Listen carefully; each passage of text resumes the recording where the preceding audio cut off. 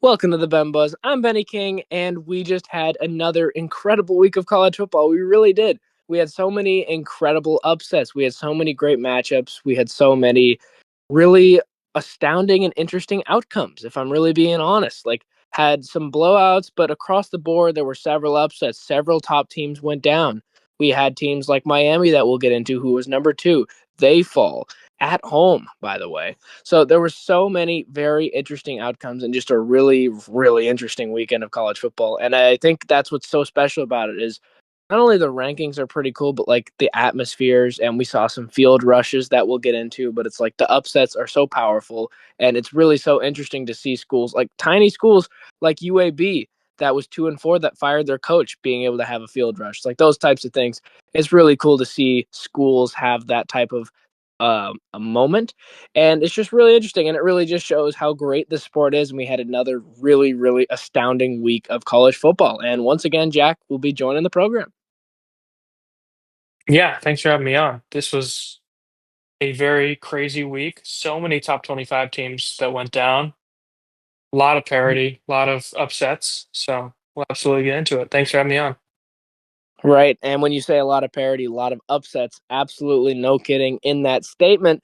We had number 19 Louisville going on the road at number 9 Miami. So obviously these rankings were very different going into the game. Louisville wasn't ranked. They had lost to Virginia in their big chance to get ranked. They were right on the outskirts. And then Miami had dominated just about everybody they played outside of Notre Dame, where they dominated for a large part of the game. Notre Dame snuck back in, but they still won. They hadn't looked fraudulent. They looked great all year. They really did. Like Miami was playing at a really high level. And Louisville goes on the road, and Louisville played great. I want to say that first and foremost, but Carson Beck's play is unacceptable. I think that's a big part of this. No touchdowns, no passing touchdowns, right? That's a big part of it. They still scored 3 touchdowns with guys like Mark Fletcher. He had a rushing touchdown, but then he only had 18 yards, and he's your leading rusher, where it's like Miami was really struggling, and you can't have 4 interceptions at home and expect to win. I think that's the biggest problem with this. You can't have 4 interceptions and expect to win, and you only lost by a field goal. You threw an interception at the end of the game in field goal range. Carson Beck's play was absolutely unacceptable here, Jack, and really out of characteristic for his season so far. Yeah, it was for sure. This was very surprising because Louisville has struggled with teams Mm-hmm. like Virginia earlier in the season with that OT game. But this is a very good team. Right, And Jeff Brom loves to upset these teams, especially on the road. right. He's 4-4 against top five teams, and that's his alma mater. And I think his Mm-hmm. name Right, probably needs to be brought up in coaching decisions for these new jobs that have opened up, like Penn State, Florida, right. stuff like that. But yeah, Carson Beck, very bad performance from him, and is in the post game interview, he kind of blamed it on his receiver for not catching that ball or running the wrong route. So not taking accountability there. This was not a good game from Miami at all. Just 63 yards rushing. You said the leading rusher was only 18 yards, 4 interceptions. Right. Could not get anything going at home against this Louisville team. Mm-hmm. It was just not great from what a lot of us thought was the number one team in the country with their resume. So far this season, just so many teams they've just absolutely destroyed. Right. You just mentioned Notre Dame, USF only limited them to Mm-hmm. 12 points. Right. And Florida State. Yeah. This is just insane. Miller Moss had a great game, 248 yards, 3 touchdowns. Chris Bell, 9 receptions for 136 yards. And this defense, I think, could be in the conversation for best defense this week, along with teams like Michigan. 4 interceptions, first time that has happened since Right. 2022. And limiting Yeah. them on the ground game, so effective. Just 63 yards. And Miami's defense really just, I mean, Ruben Kane was like one of the names to look out for this whole season. Did not really see anything from him in this game. Could not get the run game going at all. And that's been a continuing struggle for Miami this year. This Right. is, I think their college football hopes are still very much alive because this is their only loss in that ACC championship. I think very well they could win that. But this is very suspicious for them this season.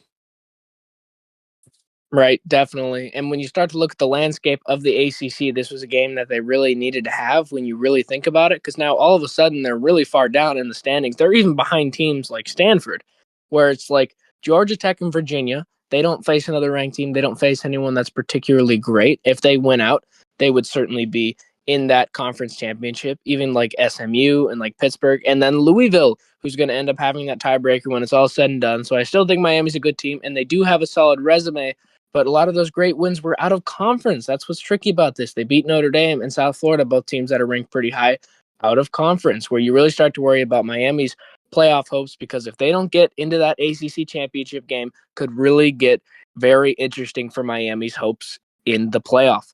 Then we had number 20 LSU going on the road at number 10 Vanderbilt. Now, this was another huge surprise. Vanderbilt was ranked all the way down at 17, which we've said on the show was way too low. I don't get why we were downplaying Vanderbilt so much. And while I'm very happy that they were able to pull this one off 31-24 at home, it's just really the significance of this is because they were ranked and LSU was number 10 and they beat them, and now they're in the top 10 in the AP poll since 1947, I believe, where it's like I thought Vanderbilt was the better team, right? It's not really about that. It's about the significance of it's Vanderbilt. I think that's why this season is so interesting, and as we mentioned, there's a lot of parity where you have known bottom feeders kind of in Vanderbilt and Indiana, and then you could even say Mississippi State, that are usually down bad and usually get blown out by their conference opponents that are really respectable this season, which is why this is so crazy. So Vanderbilt ends up taking one 31-24 at home against LSU, Jack. This was crazy game, 100%. I think one of the best Mhm. of the weekend. Just a great Right. noon game. Vanderbilt played an absolutely stunning game. Their offense was just on fire, and they really just would not let up on LSU's defense. LSU's defense going into this was their only like strength compared to their offense this year, but they really couldn't stop Right. them until like the fourth quarter where they kind of traded possessions there. But man, Right. Pavia was so good Yeah. in this game and just would not let up. LSU's offense really continued to struggle here. That was going into this game was a big question. Could they get something going? But they really couldn't. Their only spark Mhm. really was that 82-yard drive where they got that 62-yard touchdown to bring it back to a one-score game. But Vandy was about to go three and out, and then they went for it on fourth down, and that fourth down conversion was so crazy. One of the craziest plays this year, Right. where he spun out of a sack and then threw the check down on the side, on the left side of the field. It was just insane. I can't believe he makes plays like I know Rayola gets compared to Mhm. Patrick Mahomes a lot, but Pavia plays a lot like Menzel Mahomes hybrid. It's crazy. Right. So I think he's absolutely in that Heisman conversation again. The only weakness to his game would be those red zone turnovers in the Alabama game. That was really Right. the only flaw in this Vanderbilt team. And if they clean those up, this is easily an undefeated team. And I think a top five team probably if they just don't commit those turnovers. So that's how good this team Right. is and just how amazing this team is. And we've quite literally never seen this from Bama. You just Mhm. mentioned first Right. time being in the top 10 since 47. Crazy. Insane, Yeah. insane. And first time being 6-1 since 1950. And first time beating LSU since 1990. So it's been over 35 years now. I Right. It can't was their even first believe time this. being and it was their first time being favored against a team in the Right. top That 10 too. in like a That long too. time. That's why I think this game was so significant just for for Vanderbilt as just a Right. franchise, as a team, because this just never happens for them. They're always, like you said, a bottom feeder in the SEC. This is very Right. special. And the way they've done this rebuild and brought in all these people is just great. Great offensive line and just amazing weapons. Very impressive win. And I'm still saying they're too low because I feel like Right. they put him number 10, but they're like barely put him in there. They could easily be higher than some of the teams in Right. there. And I think Right. this Like is, yeah. Right, because if LSU had won this, Right. where they would Right. be pretty far up there. And you just think about Vanderbilt has a better loss too, because you look at where Hmm. Alabama is and Ole Miss just lost. So it's Right. like Exactly. Vanderbilt, I think, doesn't get enough credit when they do things like this. Like when they absolutely housed South Carolina. I think that's what's not really talked about is South Carolina was ranked 11th and they dominated them in South Carolina's building. I think that was the hugest part of that win. And I don't feel like they ever got the proper respect from that. And in, the AP voters were just kind of waiting for them to slip up, and they weren't giving them the proper respect. And they're like, "Oh, they lost to Bama. See, we knew they weren't that type of team. We knew they weren't that good." But Vanderbilt proved that they are. I think Alabama's just kind of in a league of their own, honestly. And had they not lost to Florida State in that game that really looks awkward now, which we'll get into, but it's like Vanderbilt's really good. Like their one loss is for sure the hottest team. I mean, they just beat 4 ranked teams in a row. You're telling me they're not the hottest team in the league? Alabama's really good, but it really reflects how good Vanderbilt is. Because Vanderbilt, as you said, had those mistakes where it's like if they clean those up, they would have certainly had a chance. And they certainly cleaned those up today when they were able to take out LSU in a very impressive performance at home. Then we had number 7 Georgia Tech going on the road at Duke. And this game, the story of this is really simple because while it was 27-18, like Georgia Tech played pretty well. Haynes King did solid on the ground and in the passing game, like he does. He's one of those great guys. He's like Pavia. He leads in the passing and the rushing. He's great at that. But honestly, when Duke was driving and was inside like the 5, at least it was, one of the end goals. They were inside the 10 and they had a chance for a touchdown or at least a field goal, you would think. But instead, the ball gets poked out, and then Georgia Tech takes it all the way back for a score. Not only was it such a huge momentum shift, but you look at the final score, 27-18. Like that play, they maybe say that's not a 14-point swing, but it's at least a 10-point swing where you think they lost by 9 here. Like Duke really had their chances at home. Defense played pretty solid against a guy like Haynes King. I know he's going to have that type of day against most defenses, so there's no shame in that. But it's like they were in this game, and if they don't have that fumble, I think they actually end up really contending more in this game, Jack. Yeah, I agree. That was really what killed this team to take the upset. I know you picked Duke to win this game. I know a lot of people didn't, just because Right. Georgia Tech has looked a little fraudulent against teams like Wake Forest, but last week really looked a lot better against Virginia Tech. But Duke had a Right. chance in this game, and it was even close near the end, but they took them down. Right. And this is a very impressive season from Georgia Tech this year. I mean, you just Mm-hmm. said Haynes King is really that dual threat guy. Mm-hmm. Highest ranking for Georgia Tech since 2009, and best start Well, to a season 7-0 since 1966. Very impressive from Georgia Tech. And they really started slow in this game, and Duke could have really took advantage of that if they don't have that fumble. But then Georgia Tech really cleaned up a lot of that stuff and had almost 200 yards in just the fourth quarter alone. So they really just got mm-hmm. into a groove there near the end and put them away. Still think this is a very good Georgia Tech team. I'm not totally against them Mm-hmm. being number 7. And you mentioned Right. earlier, like they have a relatively easy schedule with the ACC: Syracuse, NC State, Boston College, and Pitt. I see them winning all those games and going undefeated. And a couple weeks ago, we were like, who do you see going to the ACC championship, Virginia or Georgia Tech? We both said Georgia Tech, and I still think that stands. I think it'll be Georgia Tech, Miami in the ACC championship, especially. Oh, Right. Virginia really struggled against Washington State this week. We'll get into that. But yeah, Georgia Tech has looked really good, and I expect them to look really good against these more lackluster teams in the ACC. Mm-hmm.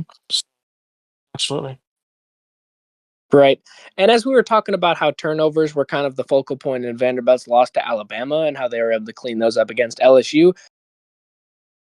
Right, Jack. And we talk about the importance of turnovers and how big of a difference that makes in a game where we were kind of talking about Vanderbilt when they go on the road at Alabama and then they have that fumble inside the 10. They could have went up by 2 scores. Instead, it ends up going back. The momentum goes back in Alabama's favor in that one and ends up flipping the game at that point. And while Vanderbilt still contended, like that moment still lingered as when the game kind of flipped. And that's definitely where this happened in this one as well when Duke hosted Georgia Tech. Like that fumble when not only are they about to score, they're at least going to get a field goal. And it just completely flips the game when you have such a momentum shift. And especially you worked so hard for all of those yards. So to come up empty is really flattening and deflating for a team like that. And it's really hard to recover. And Duke definitely didn't, as number 7 Georgia Tech once again takes care of business on the road.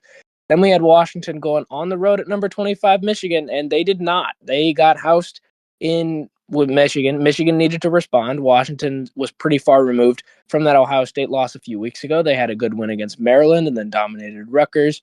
Williams was really having a solid performance for Washington in the past couple weeks. This is the first game where he was really neutralized in terms of the stat book. Now, Ohio State really did neutralize him and really reduce his rush yards, but if you looked at his pass yards, he wasn't horrific against Ohio State. I think Ohio State's defense is just really good. But you can't have 3 interceptions and expect to win on the road. Same thing with Carson Beck. You can't have 4 interceptions and expect to win at home.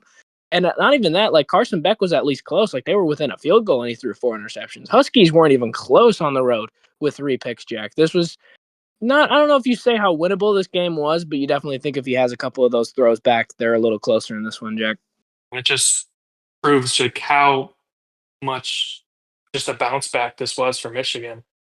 And I think they're absolutely in that conversation. Right. This was very impressive because their defense looked horrible against USC. And USC is very good at home, so that factored into it for sure. But they could not stop Right. the run at all. It was awful. They allowed over 200 yards rushing, well, touchdowns, but this week they only allowed 40 Yeah. yards rushing and no touchdowns on the run. So insane performance for them. I think they're in the conversation too for best defense. Mhm. And Jordan Marshall on the ground, 133 Mhm. yards, Underwood 230 yards and 2 touchdowns. So yeah, they just dominated this game, and they needed this game, like you said, and their 2 losses to Oklahoma and now USC. So this is a great response for sure. And to, one thing I want to say about Washington is they were not expected to really be in this conversation after last year after DeBoer left and this kind of rebuild they're going through. So I think it's still impressive that they're in this conversation. This is only their second loss, which I think is a good loss. So look out for Washington too. They're Right. also tied for third in the Big Ten, which seems like a lot of teams are.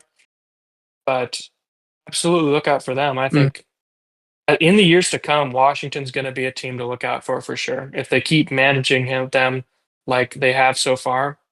So even though Mhm. this is an ugly loss for Washington, this is still a great Michigan team with great coaching from Sharon Moore.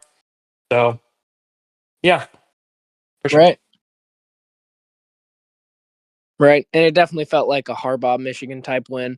Play defense, run the ball well. But now with the inclusion of a guy like Bryce Underwood, who really is turning into a superstar, it's like there's tons of freshmen on this team, whether they're true freshmen or redshirts. Like this team is really young. So Michigan is set to have a lot of success for years to come with a lot of young guys. And it looks like they're kind of carrying on that Michigan traditions post the Harbaugh era. Then we had number 8 Ole Miss going on the road at number 5 Georgia. Now this one was a really interesting game going into it. Ole Miss was ranked ahead, but Georgia kind of wins these ones usually, especially against tightly knotted teams. But they've been suspect before this year. They lost at home against Alabama. They went on the road at Tennessee and very nearly lost. And this time Ole Miss is on the road. They go up by double digits. They were kind of responding from last week where they were in a dogfight with Washington State of all teams. Nothing against Washington State, but like we know what you are. So, and we know what Ole Miss is, at least we thought we did. And I think Ole Miss is still good because they still did fine in this one and they had chances to win. But over time, Gunnar Stockton made the plays that they needed to win. And Ole Miss's quarterback, Chambliss, really didn't. So Georgia ends up winning 43-35 at home, Jack. Yeah, this is a great game. I think maybe the best of the weekend. I think it's between that one or the LSU Vanderbilt game. This was very impressive from Georgia to win this one at home. And this is the kind of win they're going to get with Kirby Smart because you talked about earlier about that Tennessee win. It did not like they were going to win that game at all. I mean, if they make a 35-yard field goal, that's a loss as well. And this team just has resilience. And if they that Alabama team really stalled out in the second half after they put up those quick touchdowns in the Right. first. So, and if they don't miss that field goal and that guy doesn't jump on the pile, I think this team is undefeated. So, very great coaching, very just resilience there. And this team is absolutely the team that I think can still take the SEC. I know last week we thought they were lackluster and kind of got saved by the refs, I know. But this one Right. was very just impressive because Ole Miss just looked like they were about to take it. First five drives, they scored a Yep. touchdown. Their offense was moving, and they opened out the Right. second half with a couple touchdowns as well. But like you Mhm. said, Gunnar Stockton just played insanely well. 300 yards, 4 touchdowns, Mhm. 59 yards on the ground. Insane. And in the fourth Right. quarter, Ole Miss only had 13 yards total. So that defense really came alive and just sparked. Something went off and just showed like this Georgia team is just there. They're just still there. So yeah,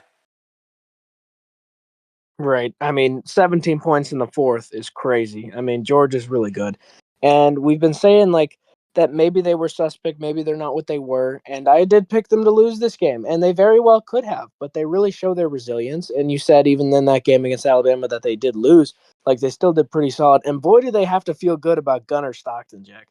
This last hmm year, uh, Carson Beck goes out with that elbow injury. Gunnar Stockton comes in and ends up winning the SEC championship. And then I know they didn't do a whole lot in the playoffs last year, end up getting upset by Notre Dame, but like, boy, do they have to feel good about that type of guy who can go in there and he's winning games for them. Like the Georgia way, you think that the defense, and then they do enough, or whatever it is, because you think about guys like Stetson Bennett, like he's not elite. I don't even know if he's still on an NFL roster. He's like a 40-year-old already, right? Where it's like Gunnar Stockton, you really have to feel good about him, especially when you see what Carson Beck just did, where he had that duds of a performance against Louisville with the 4 interceptions, and then on the same week, your quarterback that you ended up going with goes 304 touchdowns. I mean, Gunnar Stockton's really good, and I think it just really shows his talent is that he really is winning games for them. When like games like Ole Miss, games like Tennessee, they would have lost without him for sure. I mean, Tennessee, like they converted a 4th and 8. They scored a touchdown on 4th and 8, a 40-yard touchdown. It's like Gunnar yeah, Stockton's really elite. And I think Georgia's really got to feel great about their future. And it feels like we had kind of thought maybe they were having this fall from grace after those back-to-back national championships. It's like, oh, it's not the same Georgia. Oh, they're not the type of Bulldogs that we've been seeing over the past couple weeks. But they get into these dogfights, and they are the Bulldogs, and they find a way to win. Then we had number 14, Texas Tech, going on the road at number 24, Arizona State. Now, this one, very interesting. We thought Texas Tech was really dominant. Baron Morton, of course, he was banged up. Sam Levitt was also banged up, but he ended up playing and played well. Texas Tech fell flat. They ended up taking the lead in the second half at a certain point, but Arizona State got it back. I mean, honestly, Sam Levitt played really great, and then their alternate Unis, Arizona State, was really impressive and really just really stellar. And even though they let Texas Tech come back in the game, that's no shame because Texas Tech's really good. The fact that they had that resilience to go back and take that lead back was very impressive for the Sun Devils, Jack. yeah. This was a real shocker, and I think maybe the biggest shocker of the week, just because how Right, no good, doubt. yeah, how good Texas Tech has looked all season. And your predictions video, you said expect Texas Tech to win by double digits, and they didn't.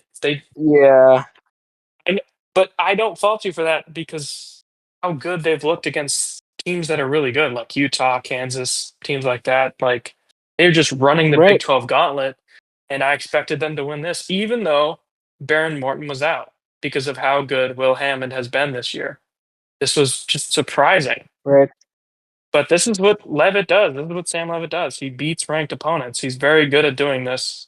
Like TCU this year, his only loss against a ranked opponent was in the college football playoff last year against Texas. right, So great coaching, just resilient team. Arizona State, this really revived their season. After that Utah loss, right, really no doubt. kind of shut it down. And they don't have great losses, Mississippi Right, State and Utah. They've really fallen off. But if they can make it to the Big 12 championship, they can really make a run and maybe get a bid in that CFP. But Levitt and Jordan Tyson, Right. what a great duo. 319 yards for Levitt, 105 for Jordan Tyson. They've just been Mm-hmm. all over the map this year. One of the best quarterback receiving duos in the league right now. But both teams really couldn't get the run game going. This was more of a passing game. Right. And Texas Tech, which you would not expect, really struggled on offense. It was insane. This just really shows how good Arizona State's defense is to Yeah. hold them to that. But yeah, I expect Morton to come back and kind of take the reins again and really get this team back on track. I Right. still would say this is still the team to beat in the Big 12, but this really throws a wrench in that undefeated season they're looking at.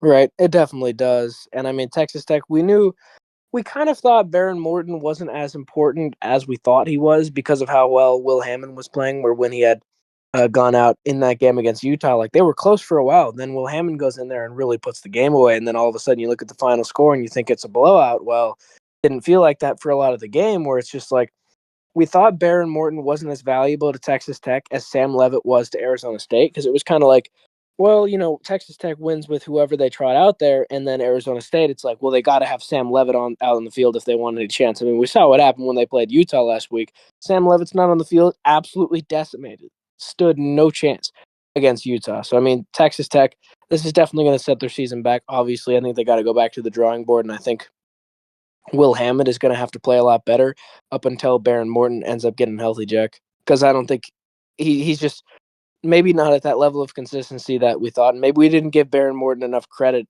at the moment, Jack. Yeah, I think so. And it was just surprising how good Arizona State's run defense has been, because they ran all over the field last week against Kansas. They had more yards than them total. Had like 240 or something like that. So when you don't get the Right. run game going like that, it really does not help your quarterback out because he can't go to the play action. So I think that's what really Right. kind of made Hammond struggle more, because they could run the game, we could run the ball a lot against Utah and really gave him a lot of leeway. But Hammond really struggled against this team. I expect him to get back on track and still be good, but this really shows that Morton is really still the guy. Earlier in the season, when Right. they played against Utah, you're like, maybe we got a quarterback controversy, but you still have to go with him, obviously. Right, definitely. And I think you have to feel pretty good that you have a backup that has that ability to do that type of thing. But I think you definitely think that Baron Morton is the long term answer. And I mean, Arizona State, Sam Levitt is really good. I think we didn't give him enough credit. And with guys like Cam Scadaboo, that really took a lot of the credit last year, where we really praised him. And then we're like, oh, like Arizona State's not going to be the same without him. And it's like, well, they're not, obviously, because he's a really great running back who was spectacular for them and was a big reason why they almost beat Texas. But Arizona State's still pretty solid. And if Sam Levitt is healthy, with Sam Levitt at the helm, Arizona State really does stand a chance in that Big 12 standings. And the Big 12 is getting really interesting, because we thought Texas Tech was kind of pulling away. We're like, well, who's going to play Texas Tech in that championship game? But now you got Arizona State that's creeping back up there. They're number 3 now. BYU's undefeated. Cincinnati's undefeated in conference. Very important. So it's like, the Big 12 is really heating up, and it's not the teams that we thought, where we were thinking, yeah, it's going to be like Texas Tech and, Utah. And then I was like, okay, maybe not Utah. Maybe it's BYU. And like, oh, I guess not Texas Tech. I still think it could be Texas Tech, but Arizona State is certainly putting their name firmly in that conversation.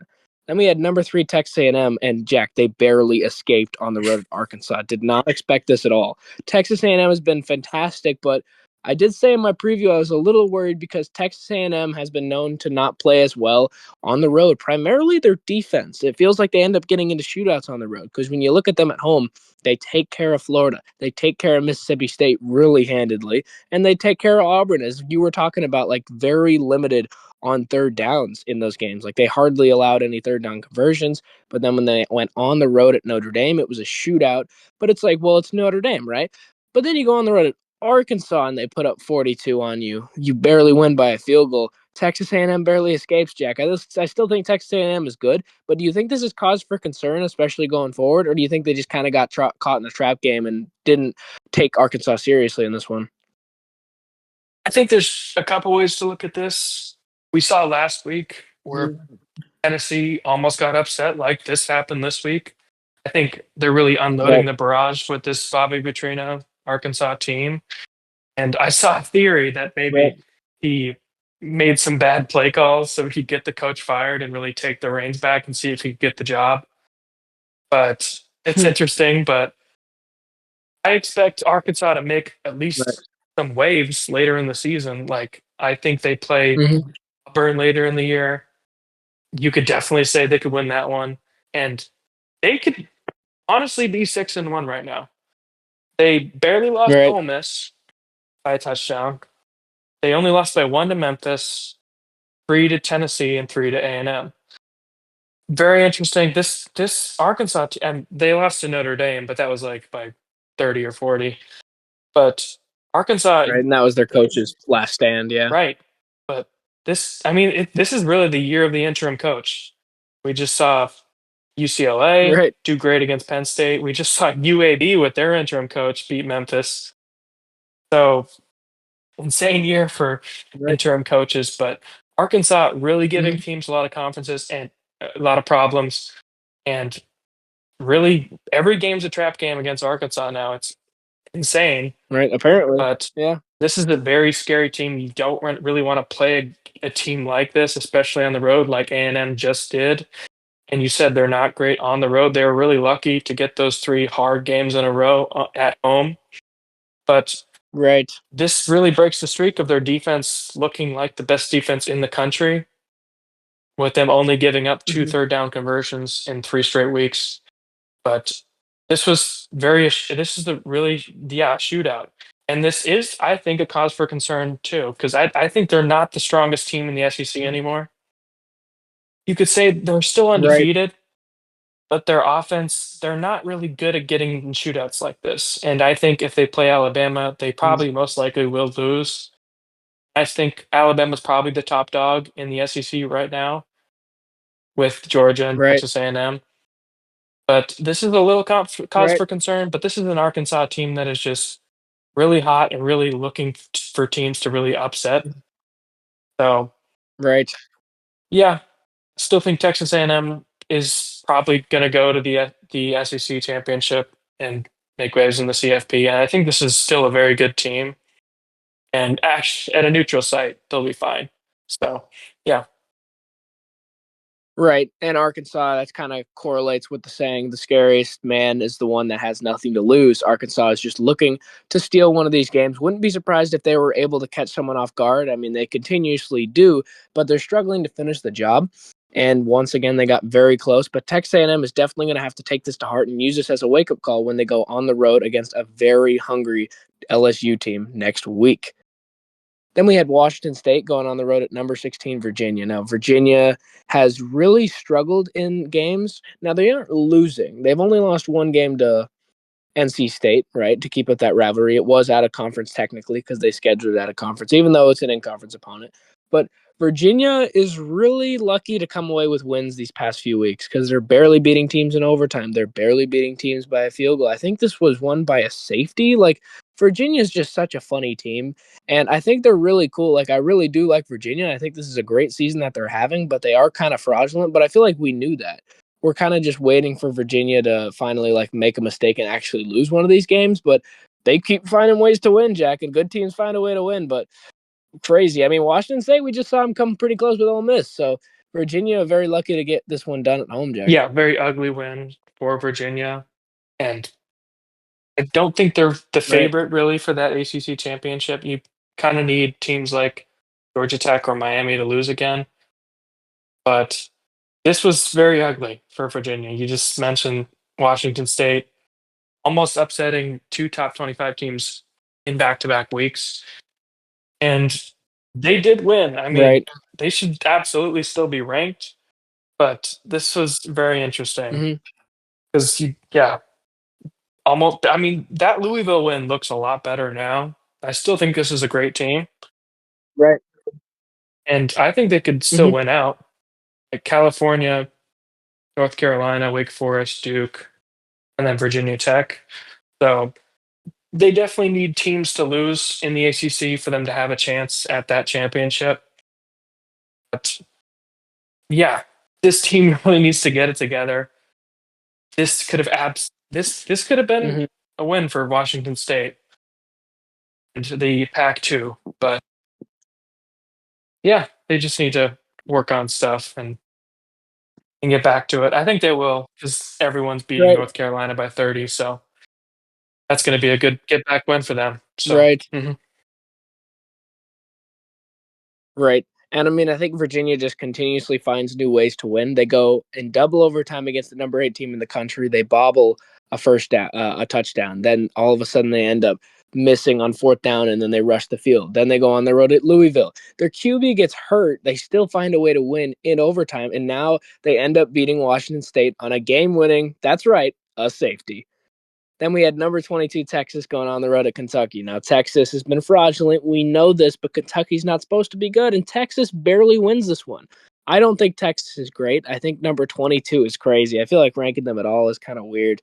Honestly, that Oklahoma game, it was pretty fluky because Oklahoma had their quarterback play really bad coming off an injury, and so they ended up just kind of winning that one with like a no contest, just about where that's the only team that they've really played great against that's in the Power 5 because this wasn't good. Like Kentucky's not good. So this is a bad performance from Texas, honestly, and they're really, really lucky to have come away with a win here, Jack. They are. I mean, this went to OT. This is not a Right. great Kentucky team at all.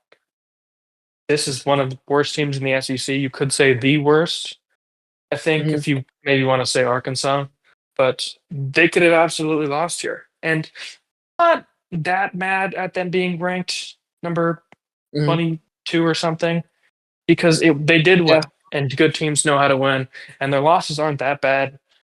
Kind of got Mm-hmm. blown out by Florida. Florida one was kind of a blowout. Did not look great against them, and Ohio State as well. So this team they struggled a lot against this Kentucky team and could not run the ball at all. Arch Manning continues to struggle throughout the year. He looked okay against Oklahoma, did not look great Mm-hmm. against Florida. And he just needs, I don't know, to wake up because he has not looked like that Heisman contender Mm-hmm. like people were saying in the Not even preseason. close. And it's crazy. It's crazy to think he was even in those Right. conversations Well, in the his last preseason. name. Like there was so much Yeah. hype around him. That was really it. His last name, yeah, exactly. And the fact that he's on a team like Texas that was ranked number one in the preseason as Right. well. So I'm not that mad at them being ranked because they did win. Right. They Same thing with Virginia. that's really the big that's really the only thing that's keeping them there is that they won. But man, I do not trust those teams at all. Virginia as well. Like if this is a power ranking, they're not making the top 30 probably. Right. So, but based on the resume, it's not horrible. So around the 20 spot is okay, but I do not respect them and I expect them to get exposed down the road. That Oklahoma game was impressive, but like you said, they were facing a quarterback that was really just forcing coming back way Right. too early. Material looked better against South Carolina, but everyone beats South Carolina. It Right. seems like October, not looking great for Right. October this Oh, look this like month. 0-4. Yeah. Mhm. But that's a tough Right. I stretch. mean, I mean, yeah. I, we both really didn't expect them to win any of Mm-hmm. those games. That was close against LSU. They made some key mistakes Mm-hmm. there, but this is not the South Carolina team that we really expected. We expect them to be way better this year. They were pretty good last year, but this team not great. Right. And it's a game that we definitely didn't expect the preseason number 1 to have struggle with on the road at a 4-loss team. Then we had number 17, Tennessee, and they went on the road in Bama, in Tuscaloosa, number 4 in the country now, by the way. And they had some key mistakes going, with that pick six was terrible towards the end of the first half, and you can kind of see that reflected in the score. I ended up getting this score prediction pretty close. I guessed Alabama 30-20. They ended up winning 37-20. So I under-exaggerated their points a little bit. But if you take that pick six, that's about what the difference was. So Alabama really dominated this in all facets. And we talked about Tennessee. It's like, Well, everybody puts up points against Tennessee, so Alabama's not going to have any issues in that department. It's just going to be, can they keep up on the road at Bama? And I was like, I don't think they can, and they really didn't, Jack. Yeah, third Saturday in October Right. was pretty good. It was way closer leading up to that Mm-hmm. pick six, like you mentioned. That was really the turning point. Really put this Right. game away. They had a touchdown early in the second half, like Mm-hmm. one of their first Right. drives, but it was still two scores, and that's just something you Mm-hmm. cannot do because you got to come away with points there. And the fact that pick six really just sucked all the momentum out of that team. That was really just, I mean, you're on the 1 yard line, and they used the timeout earlier, which was, well, the play call was a little weird going down there because this team has been well coached this year. I think that this is still a great team. This rebuild that's going through, I mean, this is looking like kind of a Hendon Hooker team, but he had a way better defense there. And this defense really has been lackluster this year, like we mentioned, especially in that Arkansas game Right. and the Georgia game as well. But yeah, not great play call because you wasted the timeout. They really traded touchdowns in the second half, so that was really like the turning point because they were still able to put up points, and it was still a good rival game in the second half. But that was really the turning point and what kind of sucked the momentum out. But very impressive for Alabama because we mentioned Tennessee, one of the best offenses in the country, maybe the best going into this game, just able to put up so much points, so many Mm-hmm. yards. Aguilar is one of the Right. best quarterbacks in the country. So very impressive, only holding them to 20 points. And Ryan Williams, very Right. good for Alabama this week. We mentioned last week, didn't have a single catch against Missouri. Very involved this week, 87 yards. Very just impressive stretch for Alabama. You mentioned it last week. They will beat Georgia, Vandy, now Missouri and Tennessee. Right. But that Florida State loss just looks weirder and weirder week to week. Like it just makes zero sense, and it's just such an anomaly there. Just how horrible Florida State, and this is their fourth loss. They just lost one to Oof. Stanford. Yeah. Just really weird You can't year. lose You to just Stanford. can't. You just can't lose to Stanford there. Yeah. So yeah, impressive game for Bama. Right. Mhm. Definitely. And it feels like on this really tough schedule, we've kind of been waiting for Alabama to slip up. It's like they play Georgia and they're fine. They play Vanderbilt and they're fine. And then Missouri, then Tennessee. It feels like we're continuously waiting for them to mess up. And Tennessee, they put them away. They put them away easily. Alabama's really good. And once again, the tide rolls on. Then we had USC, and they went on the road at Notre Dame. Now, Notre Dame is now 12th in the nation, and USC is now unranked. I feel like that's kind of crazy, but I get it. They did have that loss to Illinois, so it does make sense. But at the same time, you're ranking a team like Michigan, that's a 2 loss. But regardless, Notre Dame really dominated this, and USC is also a 2 loss, but I feel like you can make the argument they have a better win. Anyways, Notre Dame played really well, and they still made key mistakes in this one. Like, that's what's crazy. They still made key mistakes, and we're still pretty comfortable in this one. Like, CJ Carr has really got to clean up some of his play, but he is still a freshman. I think he's going to play better going forward. But it's just like the fact that they had all those mistakes and it didn't matter is what's so crazy about this one, Jack. Yeah, definitely. I mean, CJ Carr had that just awful interception. I don't even know what he was thinking. He was near the goal line and he spun out of a sack and just threw it right Right. to You him. can't Yeah, do it was that. just a Yeah. puzzling throw. I don't get what he was thinking really. And it gave up points there. But this just really showed just how good Notre Dame is because they just Right. ran all over them. USC could not stop the run at all. It was interesting. And Mhm. just USC has just not really played that great on the road this year. Their other loss against Mhm. Illinois, they were down for like most of that game and they barely clawed their way back against a kind of suspect Illinois team. But Notre Dame, they just look so good. And their run game is just, I mean, we've mentioned it all year, just how good Jeremiah Love is. 228 yards, and Right. then Price, 87 yards. That's probably maybe the best running back duo in the country right now. And I don't know if we mentioned yet, but that kickoff return Gotta be. touchdown. So cool to see kickoff returns. Mhm. And it's something the NFL robbed us kind of with that new kickoff rule, which I get player I know. safety. I love player safety. You want the players not to be running full speed head to head against each other, but I just love the old kickoff. I just love it. And to see kickoff returns, it brings back memories so much. Just Cordero Patterson, Devin Hester. So yeah, very impressive for Notre Dame, and they Mhm. just really limited USC's run game as well. I know their main running back's out with an injury, Right. but USC needs to get the run Right. game going because Maava just can't keep throwing, because that's what really was happening in the second half. Is Notre Dame knows they're going to throw it because they can't run it all, and Maava's just throwing it, and he can't really get anything going. The fact that they scored 24 points in this game is kind of crazy, and the fact that they're this close, Right. but this was still a great game, and I think should be played every year because this is just such a big rivalry. And remember back in the day with Pete Carroll against Notre Dame, this is just one Hmm. of the biggest Right. rivalries in the country, and I think it should be treated like that. So Mhm. yeah, always fun to see these teams go head to head with each other. Right, and both teams have very rich histories.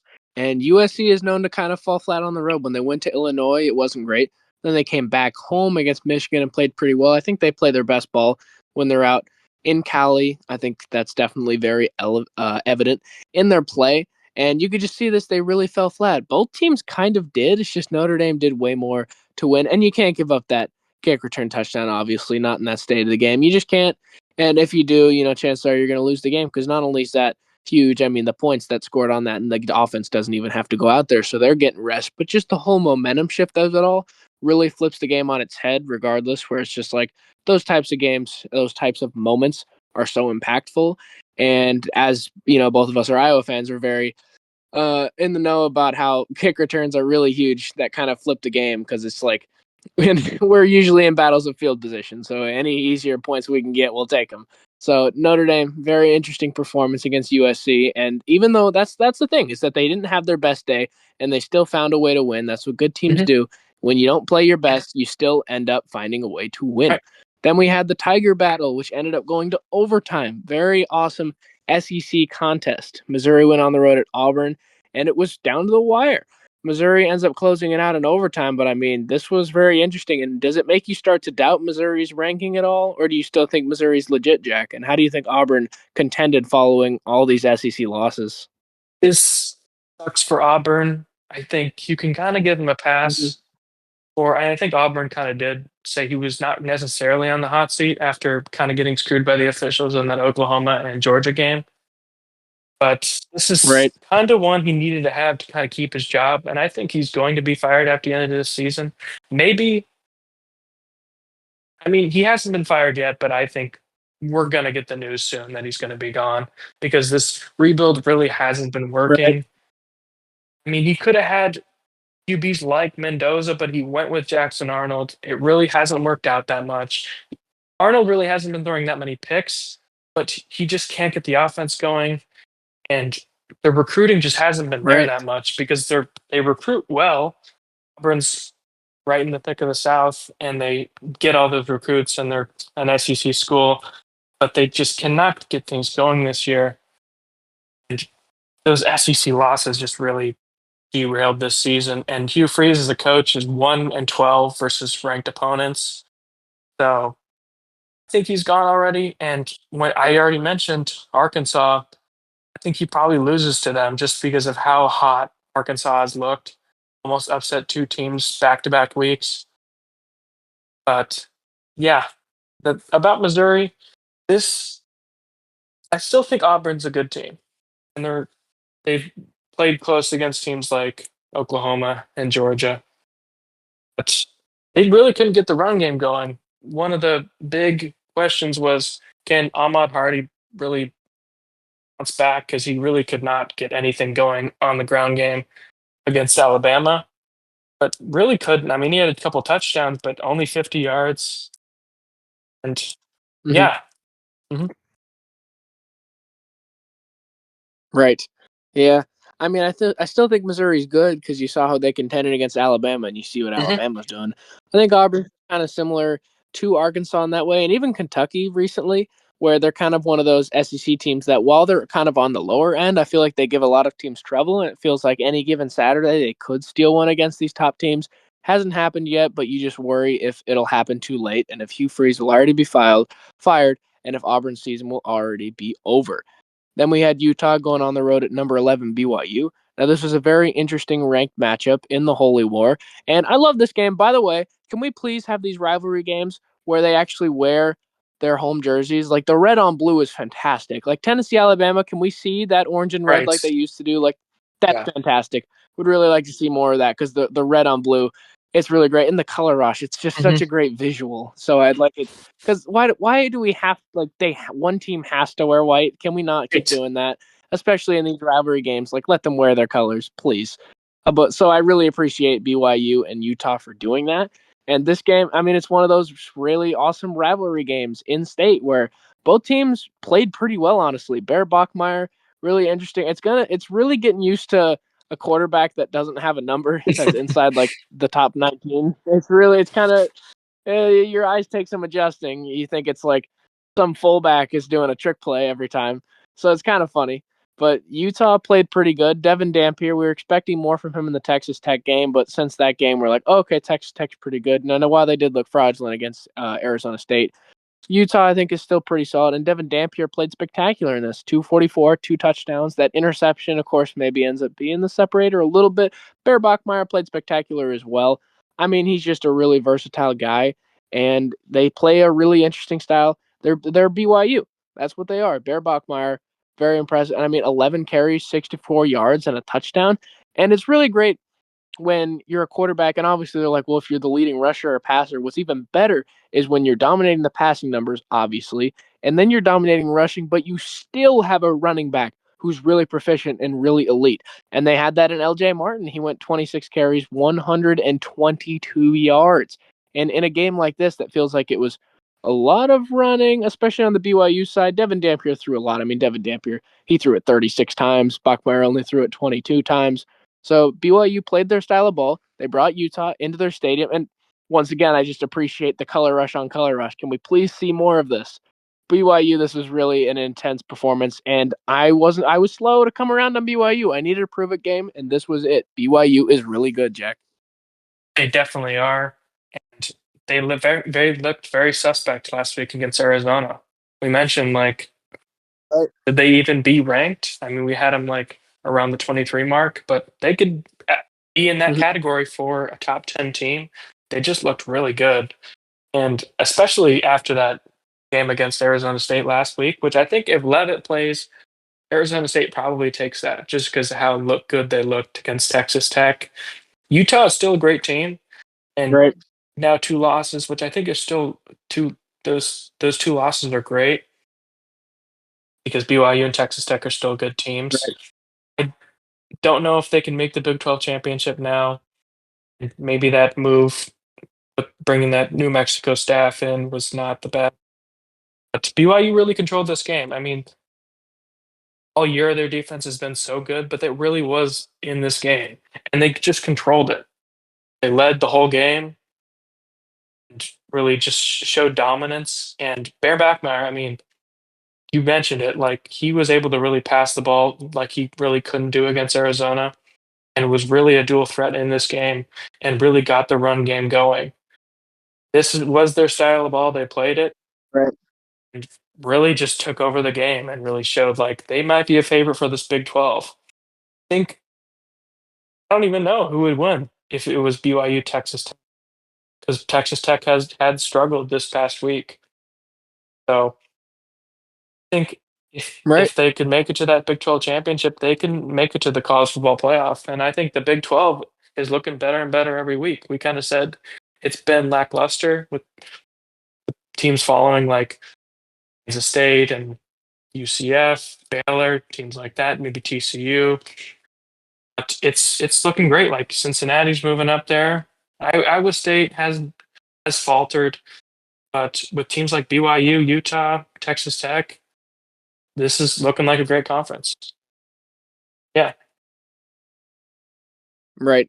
And I mean, we certainly thought BYU was going to be not one of the top teams because we kind of thought, oh, it's Texas Tech, oh, it's Arizona State, and then it was like, oh, it's Iowa State, Kansas State, and we're kind of swapping out who the favorite is. Where we thought it was really going to be a mosh pit, but it feels like we're just kind of jumping up teams. We're like, oh, actually, they're not in that discussion. Oh, they're jumping it up. So this is going to be a really interesting stretch for BYU because now they go on the road at Iowa State, which is an interesting one.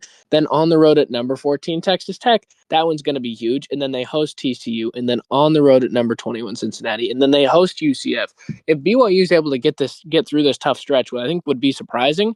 Now they are undefeated. You really got to give them their flowers for that up to this point in the season. But it's like there's a lot of tough games ahead, and I do think BYU is pretty solid. But it's going to be really interesting if they're able to play their way into the Big 12 championship. And now we kind of covered a lot of interesting games, but a really interesting facet and interesting ranked group of 5 teams is how they were going to play next week. So we had South Florida and Memphis next week, but you kind of look at teams how they approach trap games.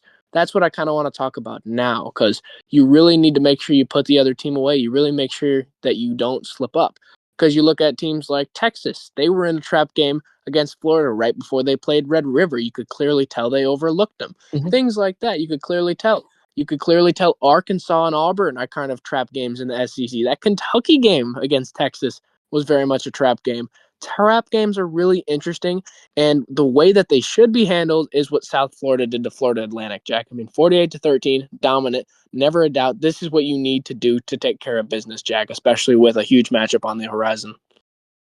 Yeah, very impressive win for South Florida, and this is what you need to do and not look over opponents like you just said, like Right. Memphis just did, maybe Nebraska just did. We'll get into that game. It's very impressive for South Florida. And if Memphis doesn't do that, maybe goes for game day Mm-hmm. this week, and most likely there's not going to be Right. any Group of Five or American game day this year, which really No.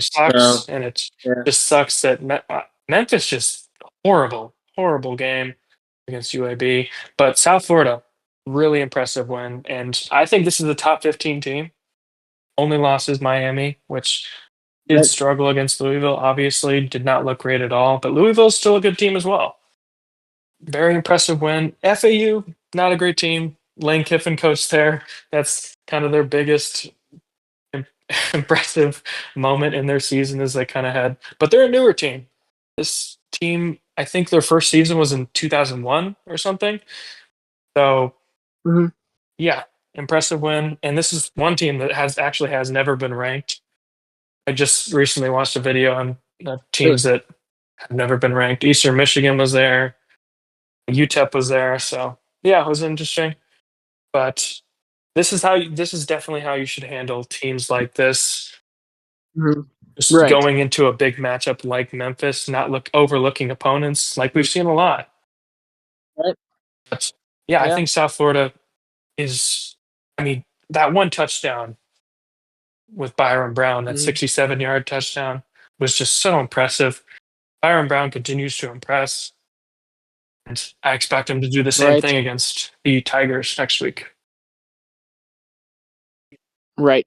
And Florida Atlantic's best moment didn't really come from their football team. You don't really hear too much about their football team. They don't create too much buzz. No disrespect to them, but like you said, they've never been ranked and they haven't been around for too long. But the thing that most people would probably recognize them for, and that's certainly the first thing I think of, is them making the Final Four in March Right. Madness, which is huge. Not a lot of teams can make that claim.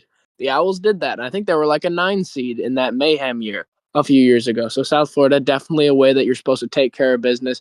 And the team that they're playing, the team that they're going on the road this weekend in Memphis, how did they do in that type of situation, Jack? Not great at all. It was just this. I know I said that Vanderbilt beating LSU was a big shocker. Maybe Louisville beating Miami was a huge shocker. But this was really the biggest shock of the week because UAB has been awful this year. We just mentioned they fired their coach and they had an interim coach going into this game. And UAB as a program has not been great at all. They're a newer team, and this is also another team that has never been ranked in the top 20. But Memphis going into this, they looked great. I mean, they just blew out Florida Atlantic a couple weeks ago, and they looked like kind of that favorite for the Group of Five team going into the college football playoff.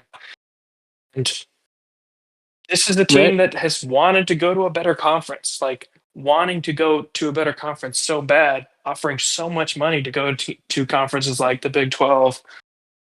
I just watched a video recently of just how they've come so close, but so far away to getting into a better conference.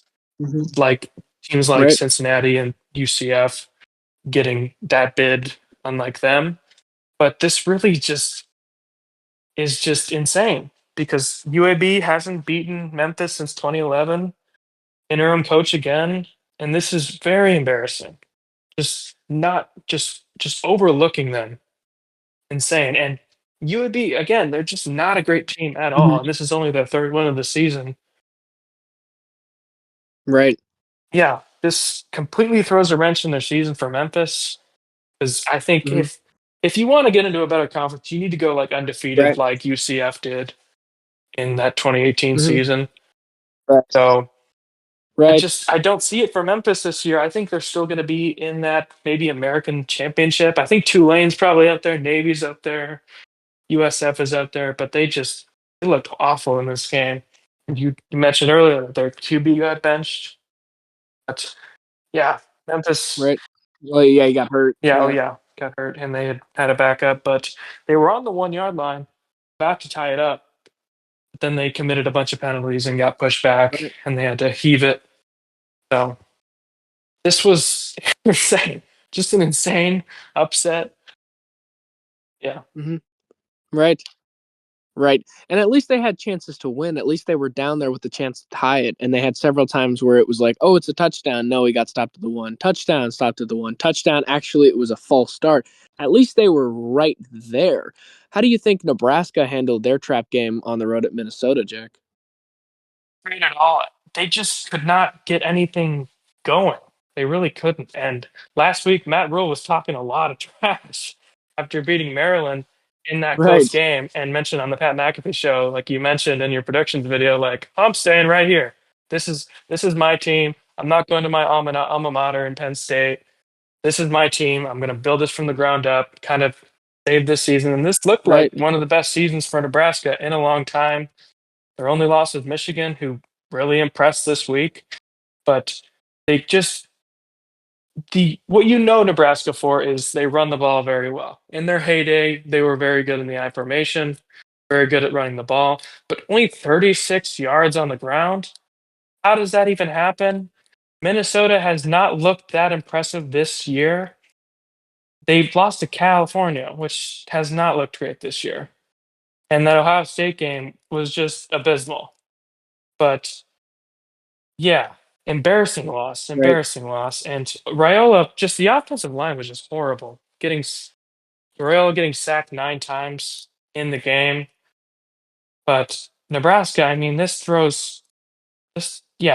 just puts it away for Nebraska because I really thought they might be Right. in that bid for the college football playoff because they looked really good earlier this year. I mean, they could have won that Right. Michigan game if a couple more things go their way. This was just very embarrassing, very embarrassing. And yeah, Right, definitely. And it's really interesting to see teams that really don't handle trap games that well and that really struggle. And a team that didn't do that, I mean, obviously South Florida. I mean, they constantly blow out teams. Since that Miami game that really reasserted their perspectives, I think that's part of it because Memphis was undefeated. Nebraska only had the tough loss against Michigan. Like, South Florida had a game where they were really just dominated against. And they didn't forget that. And so now they're trying to do that to every other team. And I think that's really telling when you look at how South Florida plays. Well, now, Jack, once again, it's time to get into our weekly awards. Now, there were a lot of great offenses. Who do you think had the best offense this past week, Jack? I think there's a couple ways you could go here. I'm gonna go with Oregon though. Mhm.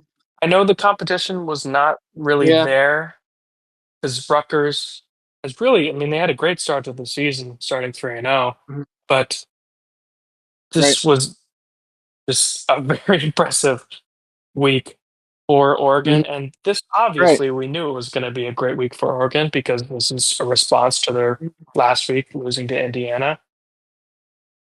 But Right. 750 yards total, that's insane.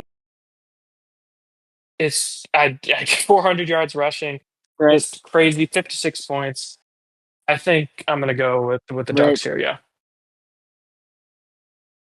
Yeah, I think there's a lot of good ways you could go. If you're really looking for a quality of opponent, you would probably go with Georgia, Right. putting up 43 on a top tier Ole Miss Hmm. team. And then you could even look at Cincinnati putting up 49 on Oklahoma State, South Florida putting up 48 on Florida Atlantic. But a lot of those teams aren't impressive. So you start to say, is 56 on Rutgers more impressive than 43 on Ole Miss? I think that's kind of where it kind of comes into Right. play. Georgia's really interesting, though, because Ole Miss consistently scored and they consistently kept scoring, and Georgia had to keep answering the bell. And I think that's why I'm kind of going with Georgia. Gunner's talking the fact that they kept going back out and they needed every time they went on the field they had to answer, like they continuously had to answer, and eventually they ended up winning. But it's like they were really in a dogfight offensively. So I go Georgia here, just the fact that they continuously answered the bell on offense when they really needed to, a thing that we really didn't see from Oregon last week, Jack. Yeah, I respect that pick absolutely. And they did Mm, kind of. That was a shootout against Ole Miss, and that's a great team right, for sure. And I think they're in the running for that right, SEC. But totally respect it. But right. I'm still gonna go Oregon here. Just 750 Mm-hmm. yards. I just can't pass that up this week. Right. Yeah, I see where you're Mhm. coming from as well. Now, who did you think had the best uniforms from the past week? This was not as good of a week as last week. Last week, you could have Right. gone anywhere. I mean, I Mm-hmm. went with Texas A&M. You went with Washington. You could have gone with Mm-hmm. just a number of teams. There were so many good uniforms. This week was not that much. Mm-hmm. I was gonna go Arizona State. I think I'm gonna go with Utah and BYU as as a complete Yeah. matchup there. Because I really couldn't go. I mean, Right. Vandy was one with those kind of gold numbers they had, but I'm gonna go with Utah and Right. BYU as just the matchup. Right. That honestly, I couldn't sure how I would like talk about that as well, because that's how I was feeling as Yeah, well. Because like when BYU, they usually have the white right, helmet or like the white pants, but like they were all right. blue. Utah was I all know. red, and I think this was just a great message that this is what we want for Yeah, rivalry games. And maybe it's different because you're like, oh, it's because it's a vibrant red and it's a vibrant blue. It'd be kind of difficult for some other rivalry games to have the same thing, but it feels like you're taking the meaning out of it. And maybe you say because it's an in-state rivalry game, but it's like let the other why are we wearing white right. in these huge games? Yeah, Like that's what I don't get, and that's why I also think that as well. And also, both jerseys were really yeah. clean, and I think they just work so well together. So I definitely agree, Jack. That's easy pick there. Love that Hmm. rivalry, and wish more rivalries would do that as well. I know. I mean, you mentioned earlier like Alabama, Tennessee. Why don't they do that? That Right? would Like, probably yeah, win this week if they did that. Because I mean, right. I had seen a picture where they had done it way back right, I when. know. So And yeah. like USC with their red and Notre Dame's blue, they could probably do that as well.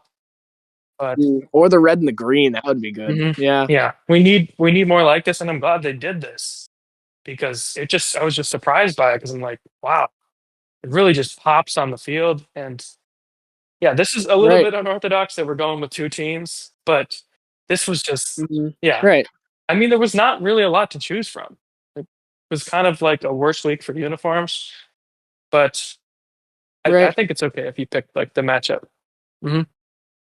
Right. I think that's definitely what stands out the most. It's like imagine last week if Indiana wore all red and Hmm. then Oregon were all green. Or Hmm. think about the game if Ohio State wears their all red and then Michigan with their all blue. It's Hmm. just like think about the Yeah. visual, think about what that would do for the Right. sport instead of why are we wearing white? Now, what do you think was the best defense? There wasn't as many great contenders as we've had. Texas A&M was one of the ones that was kind of the runaway favorite, and they were putrid, which they were on the road, which they kind of fall flat in the past. But who do you think was the best defense this time, Jack? Yeah. And one more thing to add to that, maybe it's because colorblind people they don't do that as much, but Uh, best defense. I I suppose. suppose that's maybe a reason because the color rush in the NFL. There was like one year where colorblind people couldn't know which team it was because they were saying we got color to them. But best defense, Oh. this was harder for me. I was gonna Mhm. go with either Michigan or Louisville. Louisville, very impressive to hold Miami to just 21 points, 4 picks on Carson Beck, and to do it away. Right. I think Michigan also was one. I think it's between those two teams to hold Washington to only 40 yards rushing and to only hold them to 7 points after they just put up a bunch of points on Right. Rutgers. I'm going to go Louisville here just because Miami has been so dominant on offense and to pick them off that many times. Right. And it's just something where I know we didn't get into it that much, but these Mhm. Friday games are just I insane. know. They're such a trap game, Yeah. and I mean, earlier in the year, Florida State and Virginia, TCU and Arizona State, right. Rutgers and Iowa earlier in the year. Just And then we just saw Nebraska and Louisville go down. right. It's like, yeah. Insane. I don't know what it is about that, but yeah, Nebraska just happened. Right. Yeah, insane. But I'm gonna go Louisville here Right. just because they also held them to 63 yards rushing as well. So they're also really good against the run. And I just Mm. think it's more impressive Right. just to do that to the number 2 team in the country where we were arguing number 1 last week. So I'm gonna go with the Cardinals here. Right. Right. And maybe it feels a little unorthodox because Miami did put up 21 points. But think about this, like Louisville was on the road in a game they're really not supposed to win. They're unranked at this point. They're going on the road at the number 2 team in the nation who's 5-0, who has a lot of impressive wins. Like everything should scream Miami scores 40 and destroys Louisville. Like that's what you would think on Yeah. paper. But the interceptions that they had, and they really should have had 5 interceptions, by the way. It's like Louisville, the way that they played and the way that they were able to do it, like Miami could have scored a field goal and tied it towards the end. And then there was a game sealing interception. Like the defense was really the heart and soul of this win. And there's no doubt, yeah. I mean, Louisville, that was the most impactful, and they really Yeah. impacted the game because you're not going to hold Miami to no points. That's Right. not what's so impressive about this. It's that Miami was number 2. Louisville wasn't ranked. Louisville had already lost. They're going on the road in Miami, and they find a way to win, mainly on the back of their defense's tremendous interceptions, Jack. It really was. And even that last one where the guy got it on his fingertips after that tip, just so impressive. The hands Right. team there. And they have a lot of returning Mm-hmm. players that I know one player had a lot more money going if he went to Texas, but decided to stay. I know same thing with the coach, Jeff Right. Brom. He probably could get a lot more money if he went somewhere else, but he's staying there. Just Oh, no this is doubt. No really a team doubt. you want to Yeah. root. He's won everywhere This he's just been. really want to root for this Louisville Cardinals team. And I hope they make it to Right. the ACC championship. So, Mm-hmm. I mean, yeah, they just looked really good in this game. And this is one of the most Right. impressive defenses considering the opponent they were playing. So, yeah.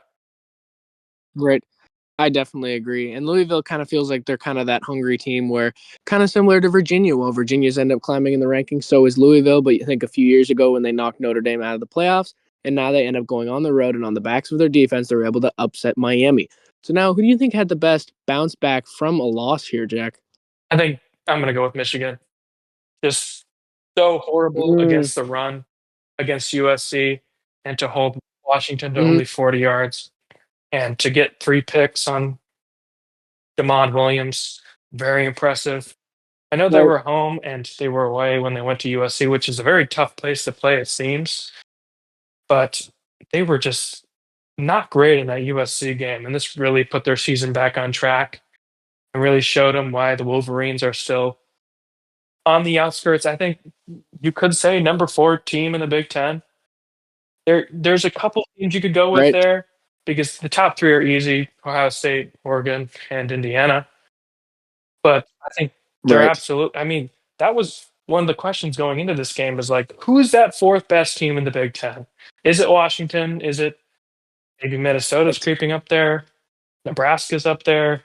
But I think it's Michigan, and they Mm-hmm. just showed that in this game. I think they had the best bounce back. Yeah, I do agree. I go with I go with Arizona State here. And let me Okay. tell you why. So Texas Tech has blown out so many teams, and up until this point, it didn't matter who the QB was. Arizona State just got ran out of Utah's building. Like, they got demolished. And now not only they get Sam Levitt back, they get healthy. They come and they give this Texas Tech team everything they can handle with the alt jerseys. Like, it was a really great atmosphere. And Texas Tech took the lead, and then the resilience Arizona State was able to go grab it back. And honestly, I think they just really saved their season with this win. And I think quality of opponent is certainly there. And while I think Washington is good, the way that they were able to play against this Texas Tech team that has so much money poured into it, like Right. Texas Tech, so much, and the way they were able to steal this one against one of the better teams in the league certainly bodes a lot of confidence for me. And they just really saved this season, and they really needed it. And just the team that they beat was just so impressive to me, Jack. I think that's probably number 2 for me. I think the only reason I didn't go with them just because if they were healthy for that Utah game, I think it's a lot closer. And they really showed that they can beat a team like that in Texas Tech. Quality of opponent is definitely more there for Right. Arizona State. I think it was a little more impressive just because they really didn't have their whole team against Utah 2 weeks ago. Right. But I think you go either way here. Right. Yeah. Right. Yeah, for sure. And then who do you think gets the Clemson Award? So the worst response to a loss here, Jack. It's kind of tricky this Yeah. week. Is it Florida State or Penn State? But it feels like they continuously Right. lose. What are you thinking here? I'm gonna go Florida State. Just because Penn Yeah. State, I mean, they almost beat Iowa on the Right. road with an interim head coach, and they already had. It's not like Florida State they still have their head coach, they still have their QB. They should have. They Right. lost to Stanford. This is just awful. I think Mike Norvell's probably gone. This is Mm-hmm. really just has not Right. worked out with him, and I thought it would. I mean, that week 1 game was so impressive, and even after the 2 losses to Virginia and Miami, this team is still good. We still had them Right. ranked because those are still good teams, but their 4th straight loss Right. is just insane to think about. They beat the top 5 team in the country, and they still have 4 losses. Mm-hmm. So I think I'm gonna go with the Seminoles. I think I went with them last week, but I'm gonna go with them this week again. Right. Right. I think that's a good option. I don't know. It's just kind of hard to think about this one this Yeah. week because it feels like a lot of the top teams, like we talked about Penn State responding worst, and we talked about Florida State responding the worst, where it's just like, well, those teams continuously lose and they kind of dominate this Mhm. award at this point where you just kind of think, well, maybe they're not actually at the level that we thought, so maybe they don't even belong in this category. So it's kind of difficult like that. So honestly, I kind of got to agree with Yeah. Florida State and just the way that they lost too, where if you watch they did that little shovel pass on that untimed down, and then they don't get it against Stanford. And nothing against Stanford, but they haven't been too particularly great. But now all of a sudden, Stanford's 2-2 in conferences. 2-2 in conference. We just saw them at the beginning of the year lose on the road at the Rainbow Warriors by a field goal. They got blown out by BYU 3-27. Like, they beat Boston College, but Boston College is hot dookie butter. There's no other way to say it. Boston College is absolutely horrendous. Blown out by Virginia. Virginia plays close with everybody except Stanford, apparently. And then they barely beat San Jose State, and then they get dominated by SMU. Like, I understand this team has 2 conference wins, but like, this was the only one where it's just like, how did they get this one? Right. And it's not like Florida State was going to take the lead. Florida State was trying to tie it. Right. Like, Right. Stanford, crazy. Hey, Andrew Luck's doing a great job there. Right. And we'll see Yeah. if Frank Reich, we'll see, like, he might end up retiring at the end of the year. He didn't think so. I don't know. But Stanford, I mean, you really got to give Stanford their flowers here because they haven't played good against anyone except Boston College, who's not good, and San Jose State, who's also not good. Like, you lose to Hawaii, Yeah. and I love the Rainbow Warriors. I love them for Yeah. that. But, come on. Mhm. So you're Florida State. You beat Mhm. Alabama dominantly. You don't lose to a team like that. Mhm. So yeah, I mean, Florida State. It's a lot worse than Penn State losing to Right. Iowa. I Yeah. think at Iowa, especially because you think about Florida State, like Castellanos, Norvell, like they still have their team. Like that's why Penn State is so different because all of the the bad responses to losses have already happened, and they've already felt the repercussions with now Aller's injured and Franklin's gone. Right. So that team's kind of in the dumps. So that's what you'd expect. You would say it's actually a great bounce back for them, and all of a sudden, oh, Penn State's good again. We'll see if Penn State even gets to bowl eligibility. That's a wild sentence, by the way. So I think you got to go with Florida State here for sure, Jack. I think you're absolutely right. Yeah, I think. And another thing about Mike Norvell, just him being just awful against the ACC.